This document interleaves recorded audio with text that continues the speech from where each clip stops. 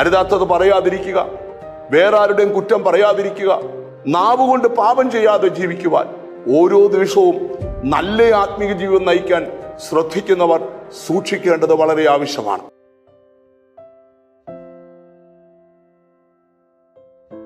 ദൈവത്തെ കണ്ടുമുട്ടിയ ഓരോ ദൈവമക്കളും തങ്ങളുടെ ആത്മീക ജീവിതത്തിന് ശക്തി വർദ്ധിപ്പിക്കുവാൻ തിരുവചനത്തെ ധ്യാനിക്കുകയും യേശുക്രിസ്തുവിനെ ധ്യാനിക്കുകയും ചെയ്യും. വചനം ധ്യാനിക്കുമ്പോൾ ഹൃദയത്തിന് ചൂടുപിടിക്കുന്നുവെന്നും അവന്റെ ഉള്ളിൽ തീ കത്തുന്നുവെന്നൊക്കെ വചനത്തിൽ നമുക്ക് പഠിക്കുവാനായിട്ട് കഴിയും.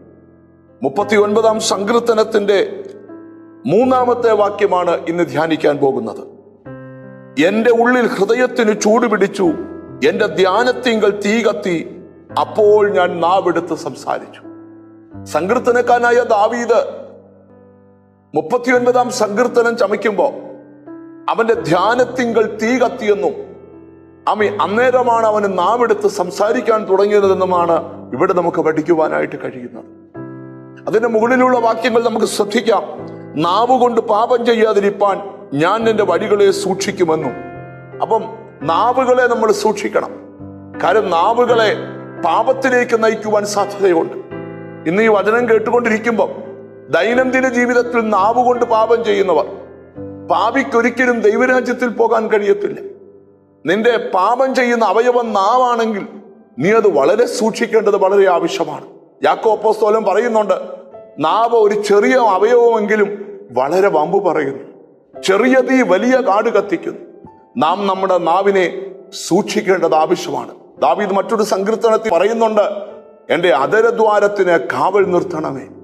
അപ്പം നാവ് കൊണ്ട് പാപം ചെയ്യാതിരിക്കുവാൻ ഓരോ ദൈവമക്കളും വളരെ സൂക്ഷിക്കണം. അരുതാത്തത് പറയാതിരിക്കുക, വേറെ ആരുടെയും കുറ്റം പറയാതിരിക്കുക, നാവ് കൊണ്ട് പാപം ചെയ്യാതെ ജീവിക്കുവാൻ, ഓരോ ദിവസവും നല്ല ആത്മീയ ജീവിതം നയിക്കാൻ ശ്രദ്ധിക്കുന്നവർ സൂക്ഷിക്കേണ്ടത് വളരെ ആവശ്യമാണ്. ഇവിടെ നമുക്ക് വായിക്കാം, നാവ് കൊണ്ട് പാപം ചെയ്യാതിരിപ്പാൻ ഞാൻ എൻ്റെ വഴികളെ സൂക്ഷിക്കുമെന്നും ദുഷ്ടൻ എൻ്റെ മുമ്പിൽ ഇരിക്കുമ്പോൾ എൻ്റെ വായെ കടിഞ്ഞാണിട്ട് കാക്കുമെന്നും ഞാൻ പറഞ്ഞു. എല്ലായിടത്തും നമ്മൾ സംസാരിക്കരുത്.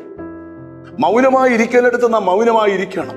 എന്നിട്ട് താഴോട്ട് വായിച്ചു വരുമ്പോൾ, ഞാൻ ഉരിയാടാതെ ഊമനായിരുന്നു, നന്മയെ ഗണ്യമാക്കാതെ മൗനമായിരുന്നു, എൻ്റെ സങ്കടം പൊങ്ങി വന്നു, എൻ്റെ ഉള്ളിൽ ഹൃദയത്തിന് ചൂടുപിടിച്ചു, എൻ്റെ ധ്യാനത്തിങ്കൽ തീ കത്തി. ഈ തിരുവചനത്തിന്റെ പ്രത്യേകത, വചനം ധ്യാനിക്കുമ്പോൾ ഉള്ളിൽ ഒരു ആത്മീക തീ പുറപ്പെടും.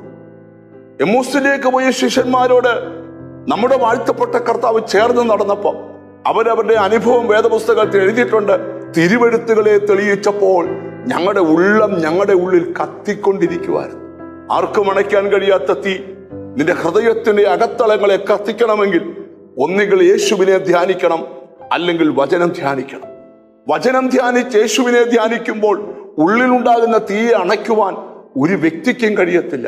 അങ്ങനെ ഒരു തീ നിന്റെ ഉള്ളിൽ ഉണ്ടെങ്കിൽ നീ വിജയിക്കാൻ പോവുക, നീ എത്തേണ്ട ലക്ഷ്യസ്ഥാനത്ത് എത്താൻ പോവുക.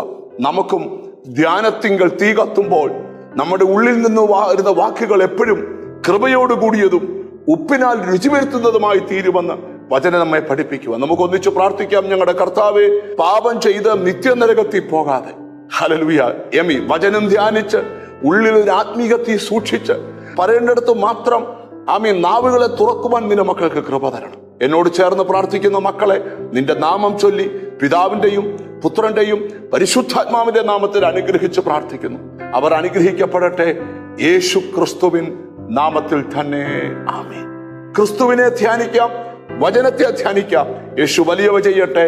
God bless you.